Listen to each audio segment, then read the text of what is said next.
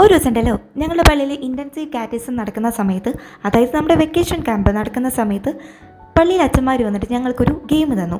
Game മറ്റൊന്നും ആയിരുന്നില്ല, എല്ലാവരുടെ കൈകളിലും ഒരു ബലൂൺ തന്നിട്ട് കയ്യിൽ കെട്ടാൻ പറഞ്ഞു. എന്നിട്ട് 10 മിനിറ്റ് സമയമാണ് നമുക്ക് അനുവദിച്ചിരിക്കുന്നത്. ഈ 10 മിനിറ്റ് സമയത്തിൻ്റെ ഉള്ളിൽ നമ്മൾക്ക് തന്നിട്ടുള്ള ബലൂണ് നമ്മൾ സൂക്ഷിച്ചു വെക്കണം. അതാണ് നമ്മളുടെ ഗെയിം.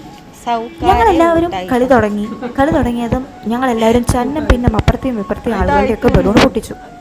10 മിനിറ്റ് കഴിഞ്ഞതും ബെല്ലടിച്ചു. എല്ലാവരും പരസ്പരം നോക്കി. ഒരാളുടെ കയ്യിൽ പോലും ബലൂൺ അവശേഷിക്കുന്നുണ്ടായിരുന്നില്ല. എല്ലാവരും അപ്പുറത്തേക്കും ഇപ്പുറത്തെയും ആൾക്കാരുടെ ബലൂൺ പൊട്ടിച്ചു. അപ്പോൾ അച്ഛൻ വന്നിട്ട് ഞങ്ങളുടെ അടുത്ത് ചോദിച്ചു, എവിടെ നിങ്ങളുടെ ബലൂണൊക്കെ? നിങ്ങളപ്പോൾ സ്വന്തം ബലൂൺ സൂക്ഷിച്ചില്ലേ? അപ്പോൾ അച്ഛൻ പറഞ്ഞൊരു കാര്യം എന്ന് പറയുന്നത്, നിങ്ങൾക്ക് ഞാൻ തന്നിട്ടുണ്ടായിരുന്ന ടാസ്ക് എന്ന് പറയുന്നത് മറ്റുള്ളവരുടെ ബലൂൺ പൊട്ടിക്കാൻ വേണ്ടിയിട്ടുള്ളതായിരുന്നില്ല, മറിച്ച് നിങ്ങളുടെ കയ്യിലുള്ള ബലൂണിനെ സൂക്ഷിച്ചു വെക്കാനായിരുന്നു.